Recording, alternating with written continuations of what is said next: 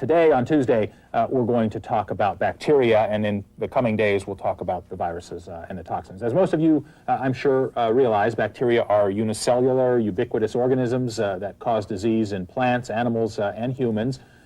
Certain bacteria have certain specific traits, high virulence, good stability in the atmosphere, good dispersibility, et cetera, that make them viable biological weapons candidates. One of the foremost agents which possesses virtually all of these ideal traits, and the one, of course, that's in the news a lot today, is the queen mother of biological warfare agents, anthrax. Okay, what is anthrax? Well, anthrax, Doris, is a disease caused by infection with the gram-positive spore-forming rod Bacillus anthracis, and anthrax is, in most military medical planners' opinions, probably the single greatest warfare threat.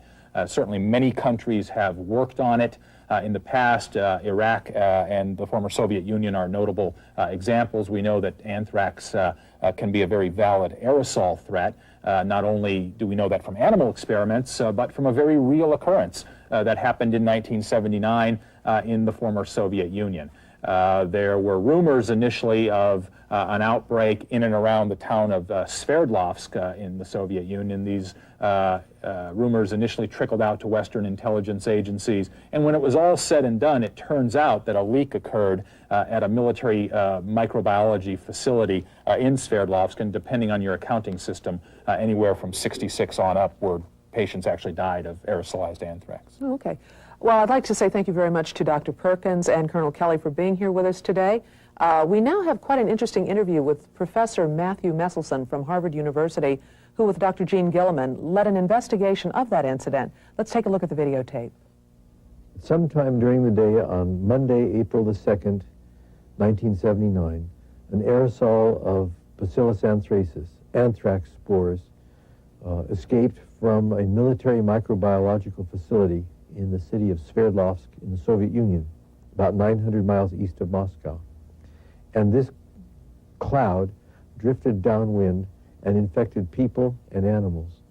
The people who were infected were almost all within a very narrow zone that went from the military microbiological facility, which was in the southern part of the city, down to the southern city limits. And then, for almost 50 kilometers more, villages had dead sheep from anthrax infection and a few dead cows. No people were infected outside of the city. We know this because, although initially, when I went the first time to Sverdlovsk, I thought that of the two hypotheses, one, that it was foodborne, and two, that it was airborne, that it was still quite plausible that it was foodborne. But there's nothing like data to decide between two hypotheses. And when we found, after 2 years of interviewing of families of those who died, that the people who died worked in factories and other places that were in a very narrow zone, and when we found that the 6 villages which reported dead sheep were all in a straight line, the same line that was the center zone of where the people worked who died, and when we found that on Monday, April 2nd, that the wind direction, as recorded by the local airport, was exactly in that same direction all day long, then it was obvious that this had been an airborne release. There was previous pathoanatomical evidence suggestive that it was inhalation anthrax, but the problem with that evidence is that we don't have any good pathoanatomical reports of true gastrointestinal anthrax. And so a differential pathoanatomic diagnosis, rigorously speaking, is not possible without that further evidence. However, it was suggestive from the fact that there was more involvement of mediastinal and thoracic nodes than of mesentery nodes, although there was also involvement of meningitis. It was suggestive that it was inhalation, but it was epidemiology that not only solved it, but also told us when it happened during the day on April the 2nd and where it came from, the military microbiological facility, something that, of course, autopsy couldn't tell you. As to how the infection was first identified as anthrax, I can only tell you what people told us. When we interviewed the former epidemiologist of the city.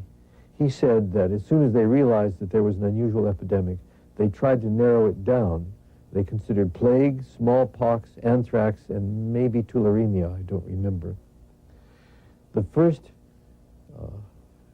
identification of it as anthrax, if the stories we were told are correct, was due to the pathologist Abramova, who saw the extensive hemorrhage in anthrax meningitis once in a textbook. That condition is called Cardinal's cap because the entire meninges are hemorrhagic.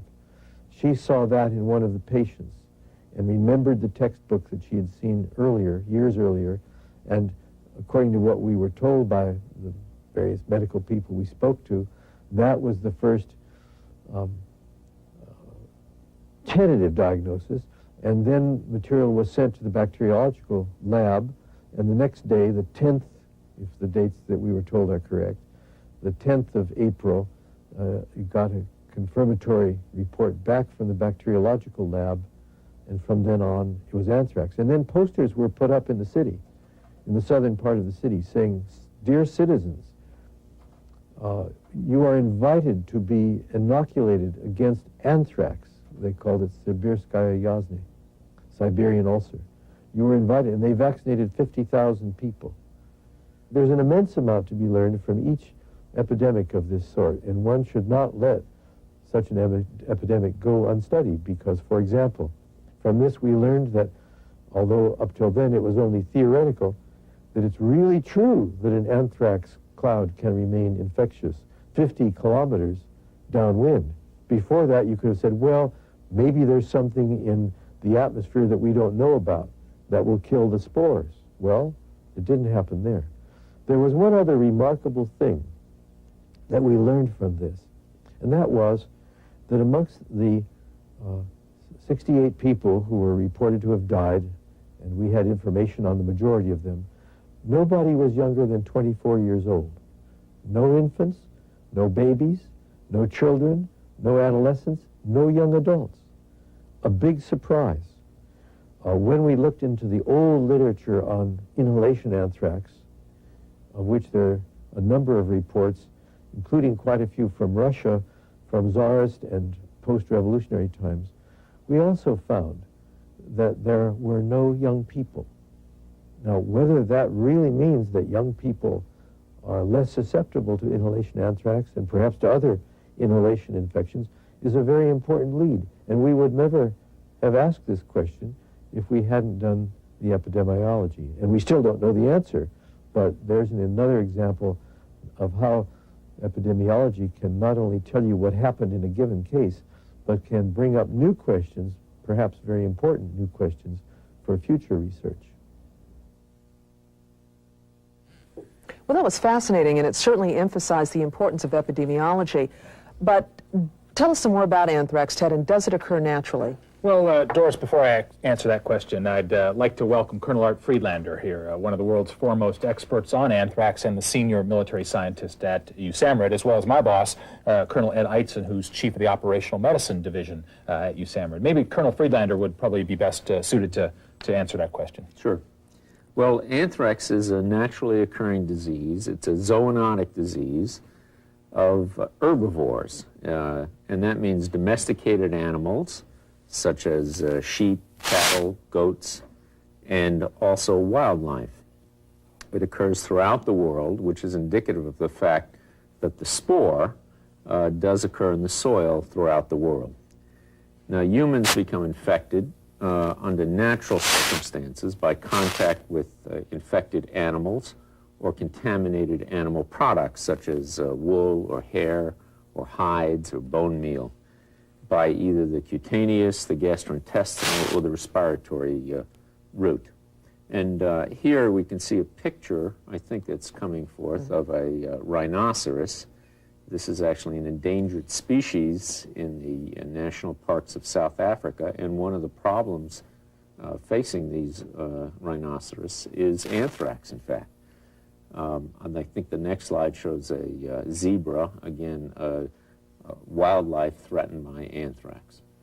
You know, Doris, anthrax is, as we alluded to earlier, an organism that's found in the soil in many parts of the world. Now, it's not quite so common in the United States, but in Iran, Pakistan, Afghanistan, many of the new republics of former Soviet Central Asia, and in parts of sub-Saharan Africa, anthrax is very, very common. And even in the United States, there are areas of the country where one does see a heavy anthrax contamination of soil. Texas, Oklahoma, the Dakotas, for example. Here's a cow, in fact, in Texas, and I show this picture in honor of Colonel Parker, my boss. Colonel Parker is an Aggie, a graduate of Texas A&M University, and this is a Texas Longhorn. And Bevo here has succumbed to anthrax. He's given the hook 'em horns sign there. So.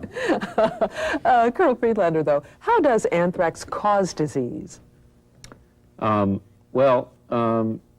What happens is that the spore is the infectious form of the organism, and the spore enters the host, and then the spore germinates, that is, into a bacillus, a rod-like shape of the organism.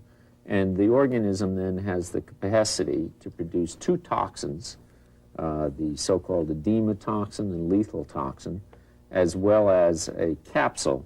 And the toxins interfere with the host response to the organism. And one of the key roles of the key players in the toxin is the so-called protective antigen.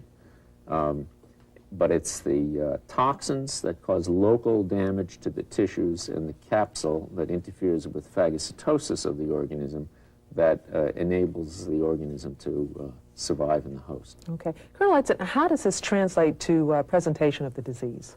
Well, Doris, it depends on the route of exposure.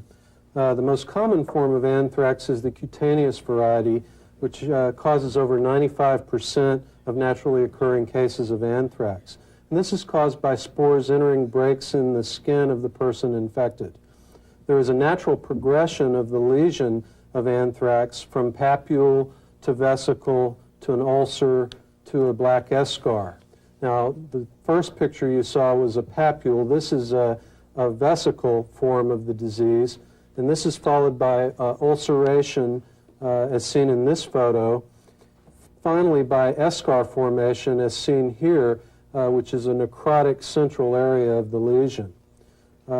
Also, the organism produces quite a bit of edema in some lesions, as in this next picture of a Haitian child. You can see the lesion on the Haitian child's lower eyelid, and quite a bit of edema caused by the edema toxin that the organism produces. Sometimes this can be very, very pronounced.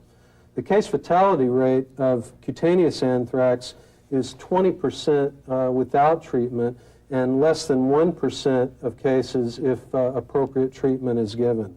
Colonel Friedlander, what is the treatment of choice? Well, the treatment of choice is penicillin.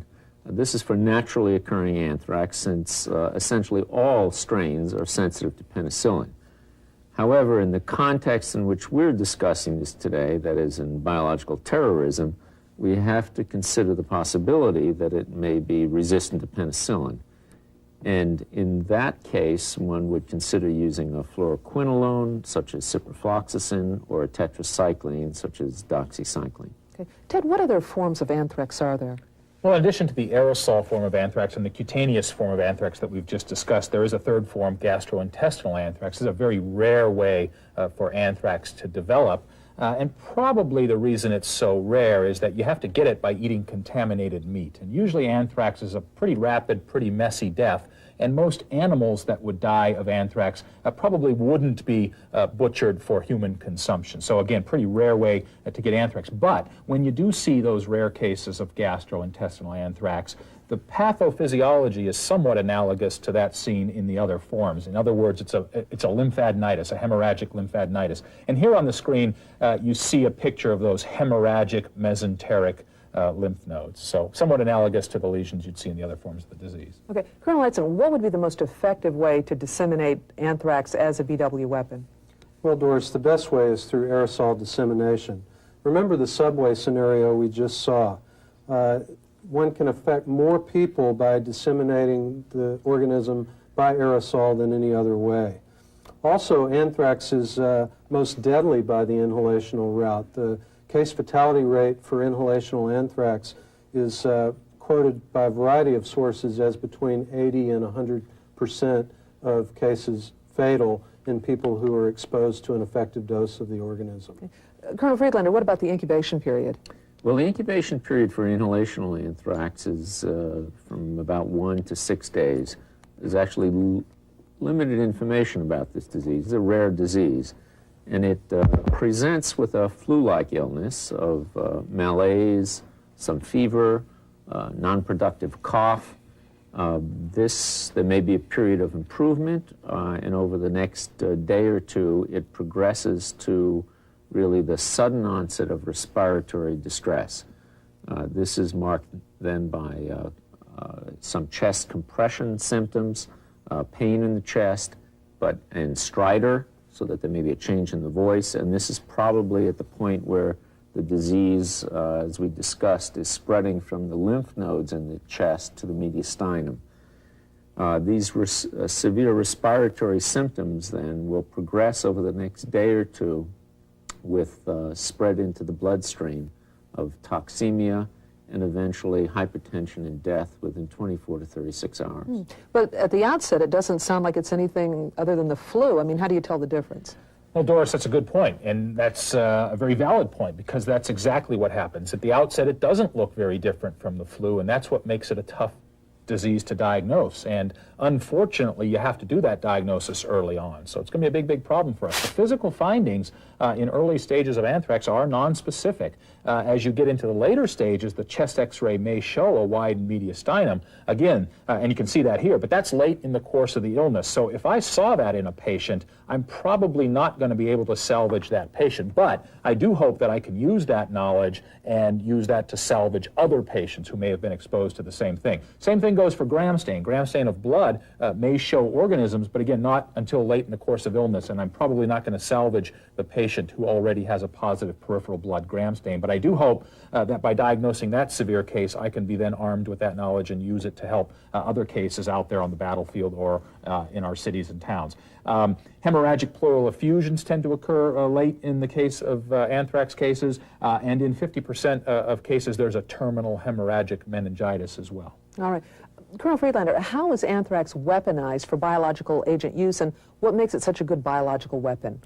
Well, what makes it a good weapon is the fact there are two features. One is that it's stable as an aerosol, and it is naturally infectious as an aerosol.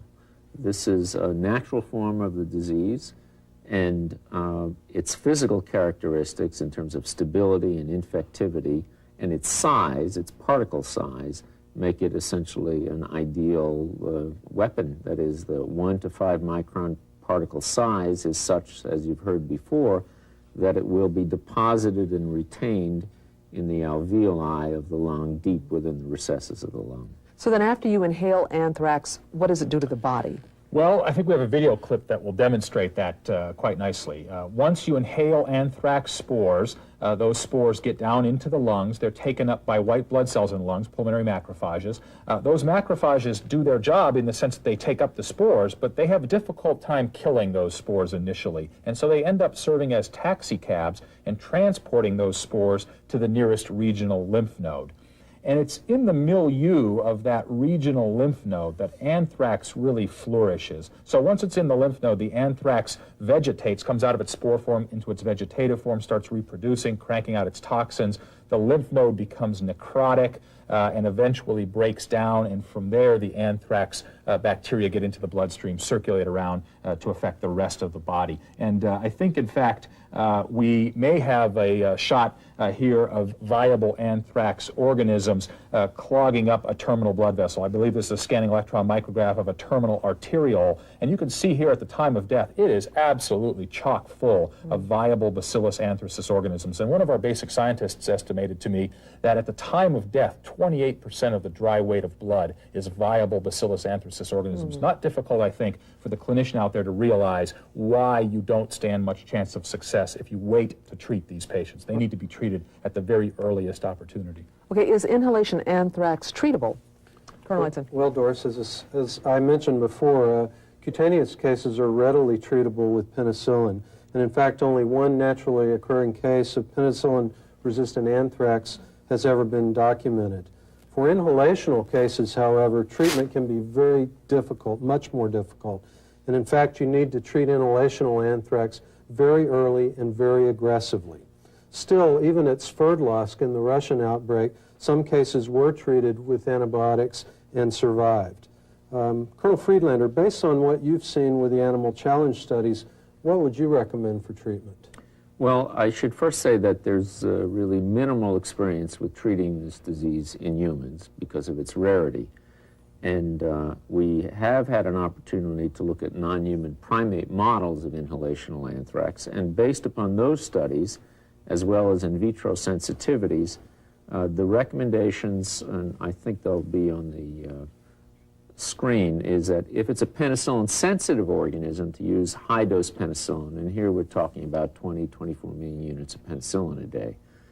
However, again, in the context of what we're discussing, if it's a penicillin-resistant organism, or if you don't know the sensitivities, we would recommend a fluoroquinolone or a tetracycline given intravenously to manage this disease. Right. Well, how do you protect yourself and other people? I mean, isn't this a contagious disease? Well, no, Doris, it's not. In fact, if there's any good news attendant to this whole problem of anthrax, it's the fact that it's not contagious person to person. In fact, I'm not aware of any person-to-person transmission of anthrax. The last large-scale human outbreak of anthrax occurred in Zimbabwe in about 1979. There was the possibility that during that outbreak there was some transmission from person to person via a biting fly vector. But in general, that's a pretty unusual way to transmit anthrax. And this brings us to this whole issue of precautions, and the CDC has recently revised its guidelines and used new terminology, but now we would consider standard precautions, what used to be called universal precautions, as sufficient for managing patients with anthrax. Colonel Friedlander, where's there an area of concern? Well, one of the areas of concern, and I think Mr. Patrick discussed that earlier, was the question of the contaminated environment and what to do with that. There's no good evidence in humans of infectivity from secondary aerosols with anthrax spores. Nevertheless, we think that it would be prudent, certainly in the immediate area of a munition that went off, where there might be high levels of spores, to avoid the area until it was decontaminated. And the same argument would go for exposed patients, although again, we do not think that's really a significant hazard. But soap and water and dilute bleach should certainly handle that situation. Now, besides protecting yourself from becoming exposed to the spores, what can you do to prevent the disease? Well, Doris, the best way is with immunization using the anthrax vaccine. And in fact, through animal and human vaccination programs, we've been able to decrease the numbers of anthrax cases now in the U.S. to the point that most people now think that anthrax is a new disease, when in fact, as Ted has described, it's been around since antiquity. Well, what happens if you're exposed to aerosol anthrax, and what do you do? Well, if you've been exposed, there are two approaches that are necessary. One is antibiotic prophylaxis, and I think, again, we'll see what some of the recommendations are coming forth on the screen. But that would include, again, use of antibiotics such as ciprofloxacin or doxycycline for a period of 4 weeks, plus the beginning of vaccination. And that would require 3 doses over a 4-week period.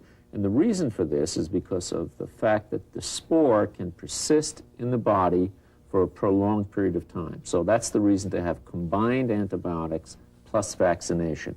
Now, if vaccine is not available, we would recommend that the treatment with antibiotics should be prolonged to about 60 days. Because, as I've said, there have been cases that have occurred quite long after exposure. You know, Doris, a whole lot of triage issues are called into play here. If you had very few cases and plenty of medical resources and there were an anthrax exposure, of course, you're going to treat everybody. Even people who are vaccinated are probably going to get 30 days worth of post-exposure prophylaxis.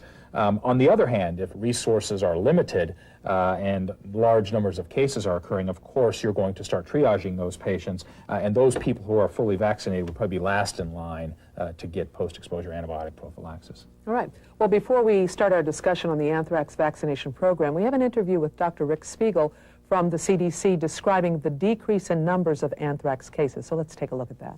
Probably the most effective intervention in reducing anthrax in humans has been the initiation in many, many countries of effective animal vaccination programs.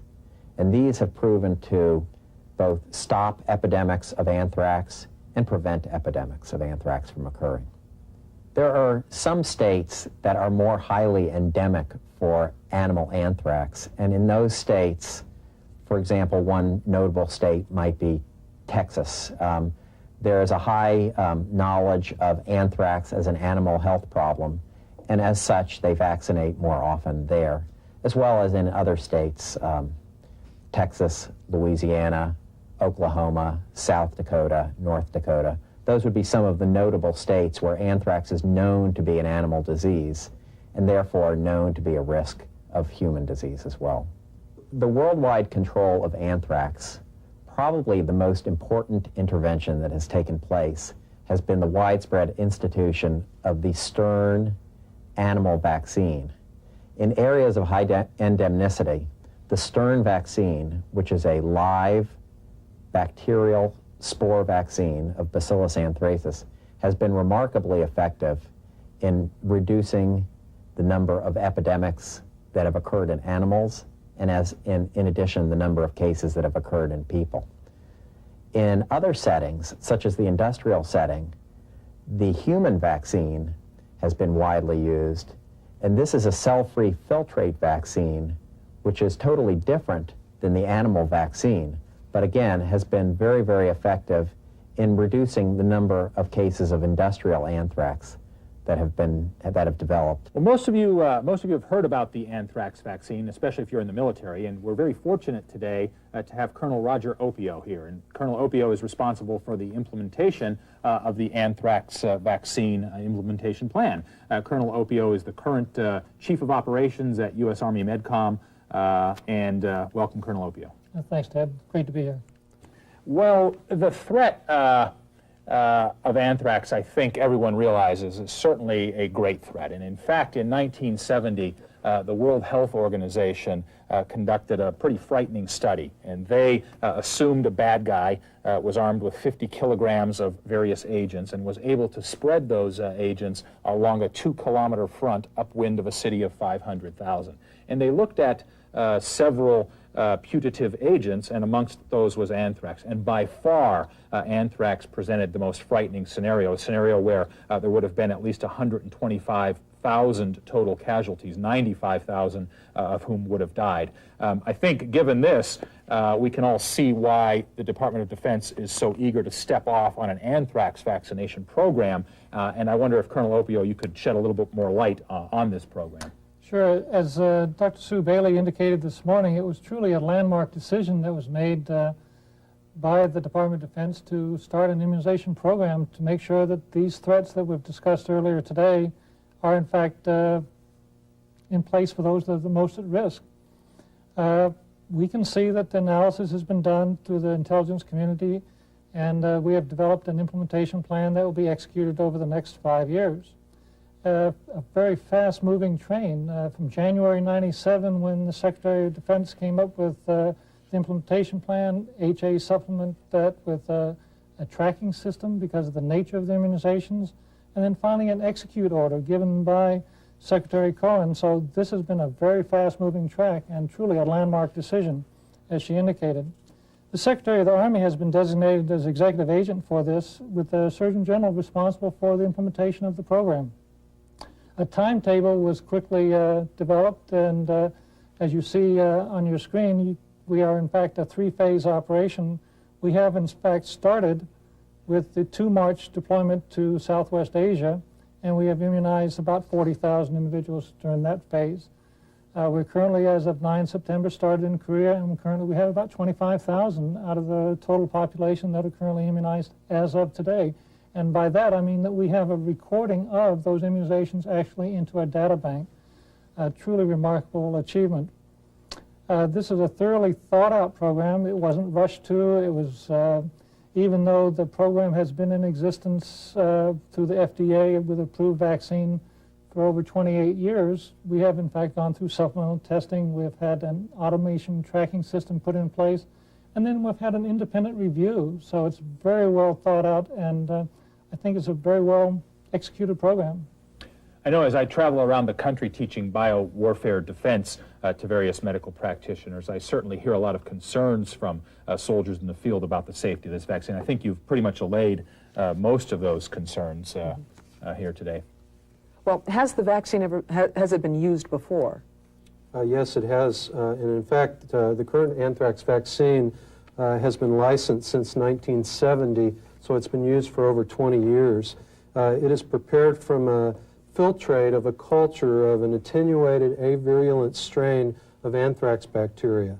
It doesn't contain any live agent, and it is not capable of transmitting the disease to humans.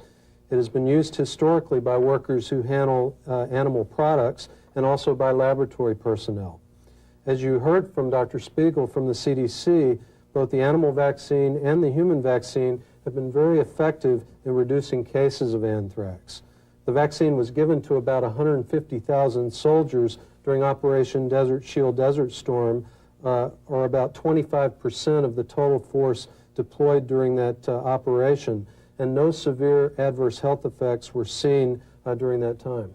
Well, Ed, I've had my 6 doses of anthrax vaccine. I didn't have any side effects. And in fact, I've distributed many doses of anthrax vaccine. I'm really not aware of anything other than some minor side effects. How about you? Are you aware of any significant problems with this vaccine? Well, Ted, you know, clinical studies submitted to the FDA for the original licensure of this vaccine contained information on about 16,500 doses that had been given.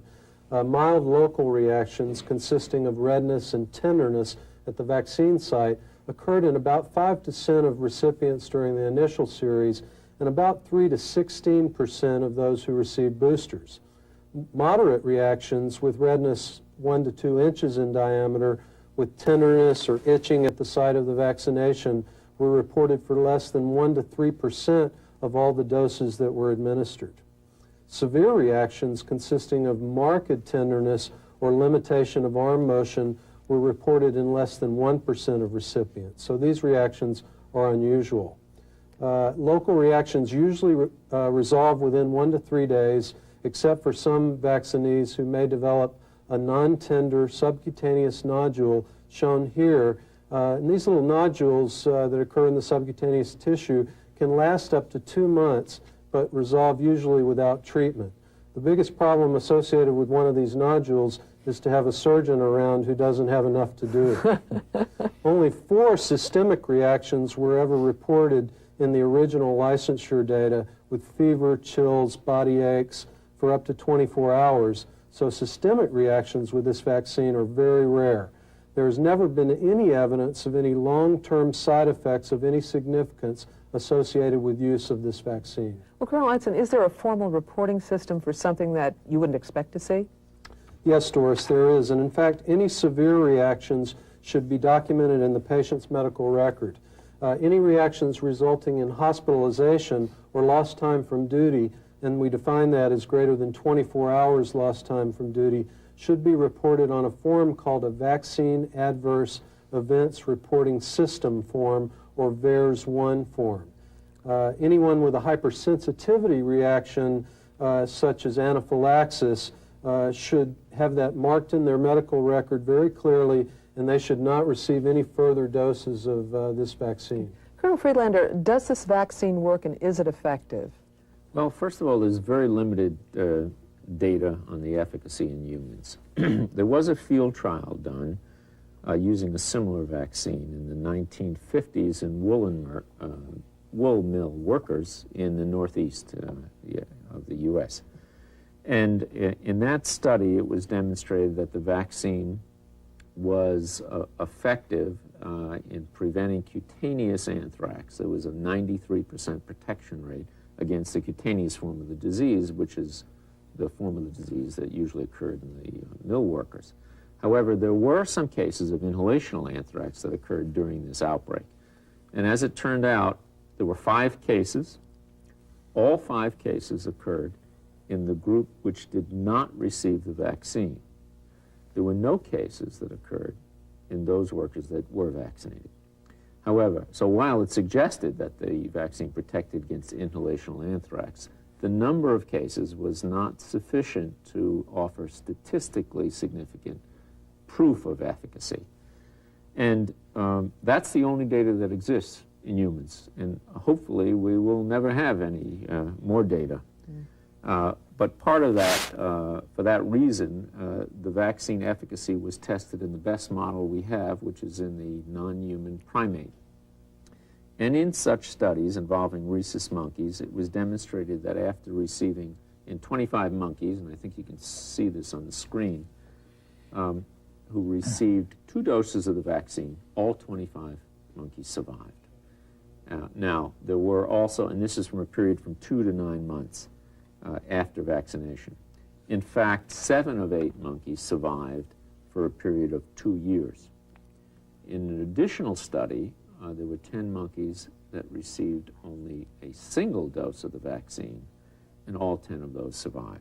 So that with the best animal model that we have for this disease, inhalational anthrax, the vaccine is highly effective with 42 out of 43 monkeys surviving.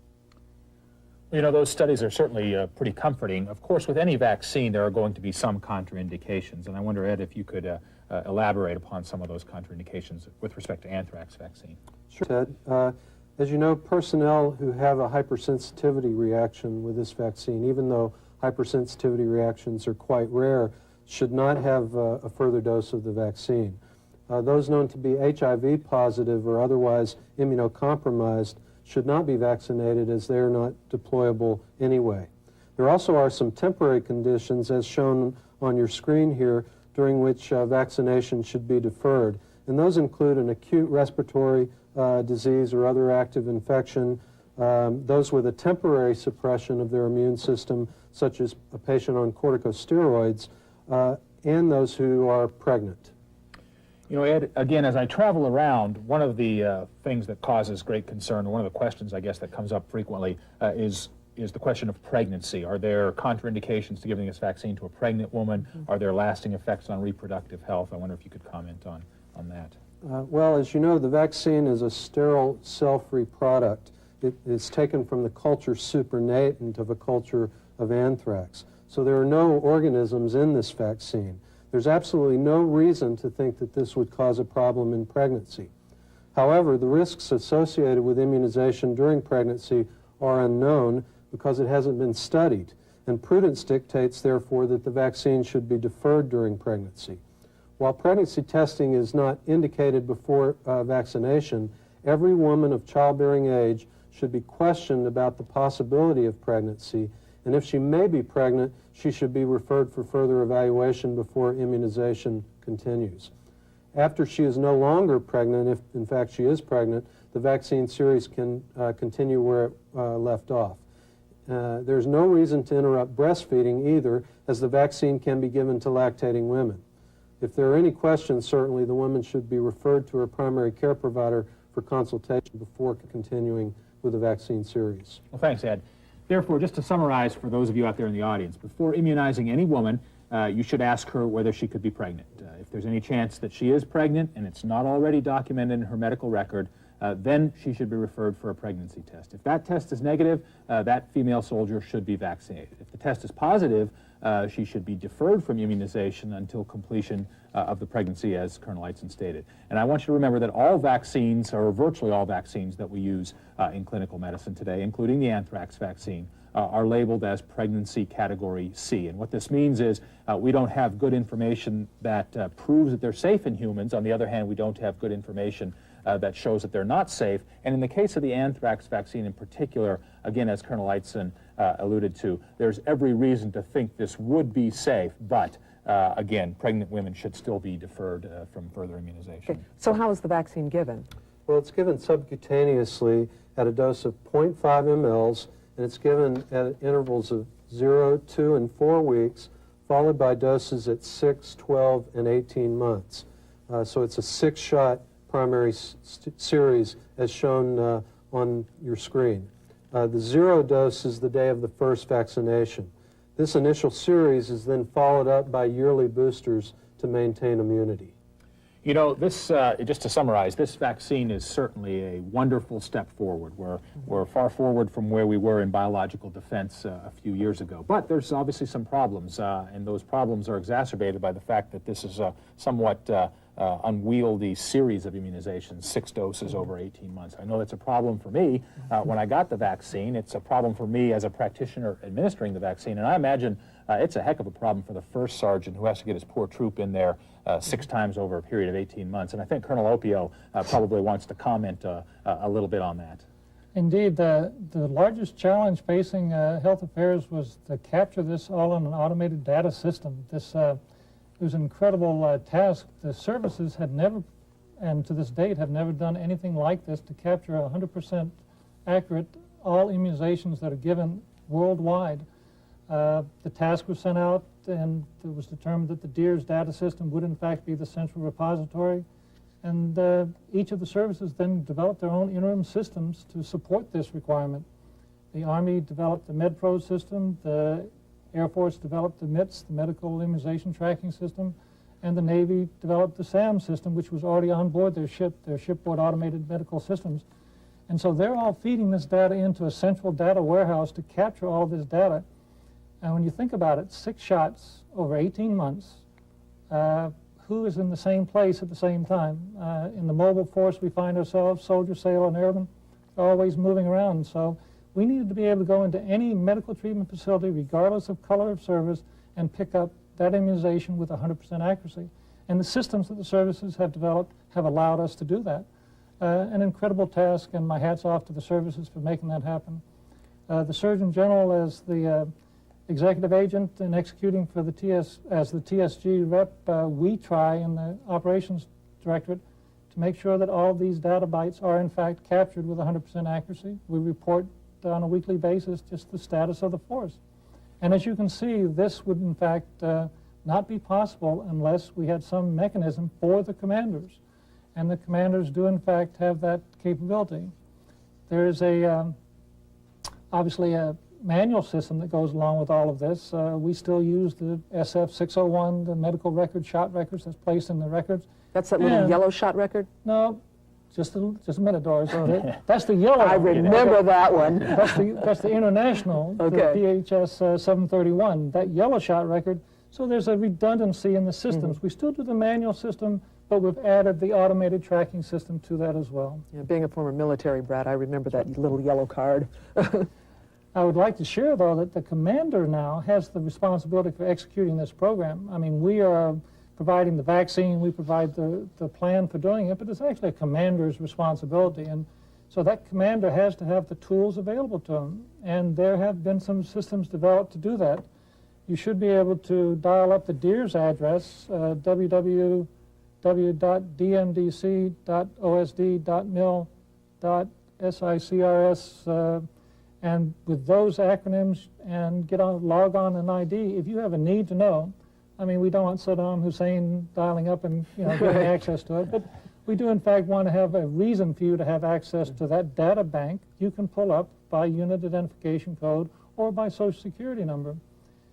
Within the Army, we have developed the MedPro system, and we have put that on the web page.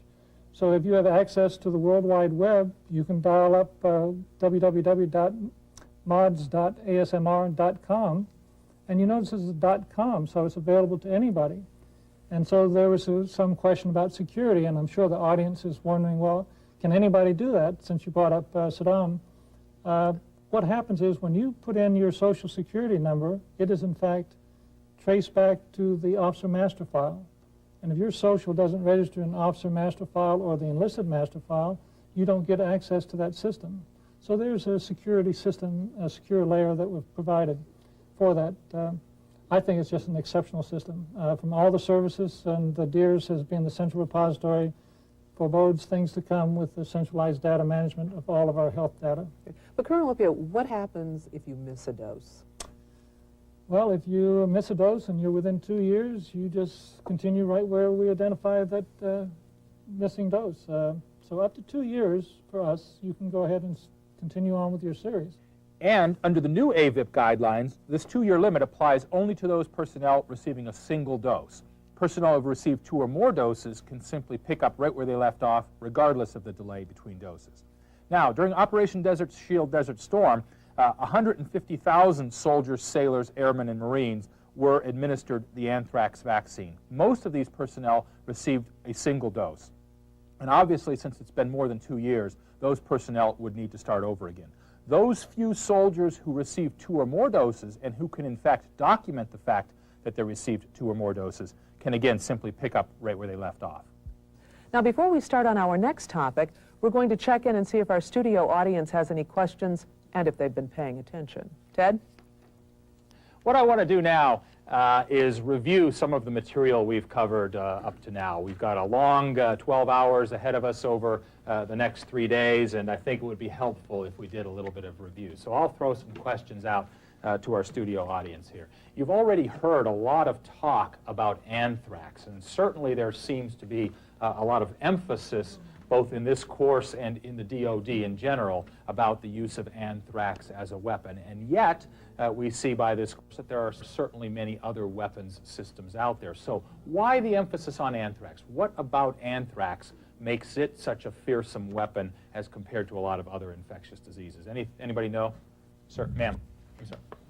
As a spore, it's very easy to store, it's very easy to disperse, and it makes an excellent biological weapon. That's right. Good point. The point was, as a spore, anthrax makes a good biological weapon. And in fact, that's a very important point. Most bacteria are not spore formers. And those bacteria that aren't spore formers need the same things that you and I need in order to survive. They need food and water and love and affection and all that sort of stuff. But if I form a spore, I can go for prolonged periods of time without food and water. And consider how this makes the ordnance officer's job easier. If I'm an ordnance officer charged with storing biological weapons, and I've got a plague weapon, and plague is not a spore-forming organism. I've got to take the top off my warhead, fill it up with plague, screw the top back on, put the warhead in the bunker. 3 days later, all the plague's dead. I got to take the warhead out of the bunker, take the top off, dump the plague out, put new plague in, et cetera, et cetera. Well, with anthrax, I fill that warhead up with anthrax spores, put it in the bunker. 50 years later, that warhead is still viable. So I think that's just one of the many reasons anthrax is such a great weapon. Any other ideas? Dr. Knudsen? Another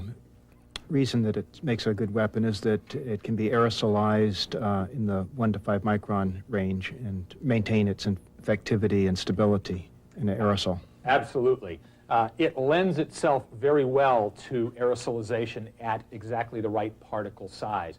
Being a spore, again, it can survive desiccation. You can dry it out. That makes it easier to disseminate via the winds, if you will, and just makes anthrax a better weapon in general. It tends to agglomerate in particle sizes of exactly 1 to 5 microns, which, as you saw earlier, are perfect for reaching the human lower respiratory tract. Any other reasons? Captain Nurgis.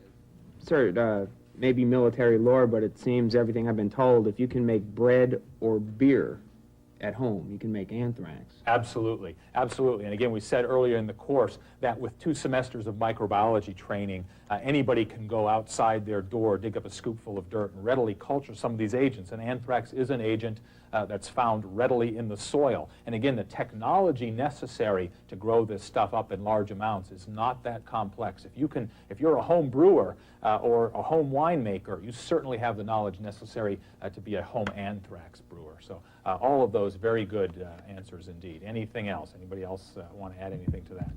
It's an organism for which we have a vaccine, and we can also treat with antibiotics. So somebody who's working with it can protect themselves and those around them. Right, and this brings up a critical point that we really haven't dwelled on a lot. The bioterrorist, most of the time, doesn't want to succumb to his experiment any more than we want to succumb to his experiment. So it's critical that he be able to protect himself. And with anthrax, he can certainly do that. He can vaccinate himself or start himself on antibiotic prophylaxis, safely work with this stuff and disseminate it. So that's a very, very good point. Well, let's move on to the next question. We've heard a little bit now about anthrax vaccine, and I wonder if anyone here could review for me some of the advantages or disadvantages of the anthrax vaccine. Any takers? Captain Bennett. Well, certainly one advantage might be that we do have a long experience with its use. It's been validated over a long number of years and used in a large number of people now. We have good experience with its safety and some good evidence of its efficacy. So we feel it's a fairly reliable vaccine. Great point. And I think there's the perception out there, even though we've covered this to some degree already in this course, I think there's the perception out there still that there's something experimental about this new anthrax vaccination policy. And in fact, nothing could be further from the truth. Anthrax was the first bacterial vaccine ever invented. So anthrax vaccination dates to 1881. The concept of anthrax vaccination is 117 years old. And the current anthrax vaccine was licensed in the early 1970s. It was actually available in IND form in this country in 1963. So we have been vaccinating veterinarians, veterinary techs, textile workers, and slaughterhouse workers in this country for probably 35 years or so. So a very effective vaccine in that sense. Now, I can't do the gold standard study. I can't give half of you anthrax vaccine and half of you placebo, blow anthrax into the room and see what happens for obvious ethical reasons. But according to a lot of monkey data, it certainly seems to be a very efficacious vaccine. And the anecdotal evidence would be exactly as Captain Bennett presented. We know that the amount of anthrax disease in veterinarians, textile workers, and slaughterhouse workers has certainly diminished since the advent of anthrax vaccination. So that's one of the big advantages of the vaccine. Any disadvantages of this vaccine, Captain Urges? So I can talk about a disadvantage. When I was at Fort Bragg, we would have soldier readiness checks when we were getting ready to go anywhere. It's hard to get a battalion or a company or 3 or 4 people, especially doctors and nurses, down to the SRC. To do it 3 times on the vaccination schedule is a first sergeant's nightmare. Right, absolutely. And again, as I said earlier in the course, a problem for the patient, it's not pleasant getting 6 shots. Problem for the doc, it's a lot of time and effort and resources expended vaccinating or administering this many doses of vaccine. A big problem for the poor first sergeant who's got to get his troops in there. And I think, and this is just Ted Cieslak's personal opinion, but I think that if this were a more user-friendly vaccination, we probably wouldn't even be talking about it today. There wouldn't be this big to-do about the Department of Defense vaccination policy. We probably would have just done this decades ago. This would have been a no-brainer if it was a 1 or a 2-dose series. Again, that's just my opinion. But any other advantages or disadvantages that anyone cares to comment on? It does have a degree of reactogenicity, so we do have some local reactions, and Right. Have to deal with those. That's right. There is a little bit of a local reaction issue. It certainly doesn't seem to be much worse than with most vaccines. I can tell you from personal experience, I got 6 doses of this vaccine. It has a fairly high degree or fairly high amount of formalin in it, so it stings a little bit for 20 or 30 seconds after it's been administered. Colonel Eitzen showed you that you get a subcutaneous nodule often that lasts for a few weeks after administration of the vaccine. It's painless. I can speak from experience. I got that after a couple of my doses, and if I felt along my triceps, I would notice the nodule, but if I wasn't thinking about it, it certainly didn't come to my attention. So there are some local side effects. There's some redness and swelling in a certain minority of patients, but as you heard during the show, very few or almost no long-term or permanent side effects or serious side effects. Major Lee? Because it's not a live cell vaccine, it's a cell-free filtrate. You cannot get the anthrax disease from the vaccination itself. Right. So very safe vaccine in the sense that there are no living organisms in the vaccine. This is, unlike some vaccines, not a killed organism. It's just a cell-free filtrate. The vaccine is essentially pure protein, and as such would theoretically, as well as practically, be assured of being pretty safe. Well, you've all done very well. It doesn't look like I'm going to stump you anymore with these questions. So I think rather than continue to try to do that, I will open the show up to the next agent that we're going to talk about, namely plague. And to do so, I think I'll throw it back to Doris.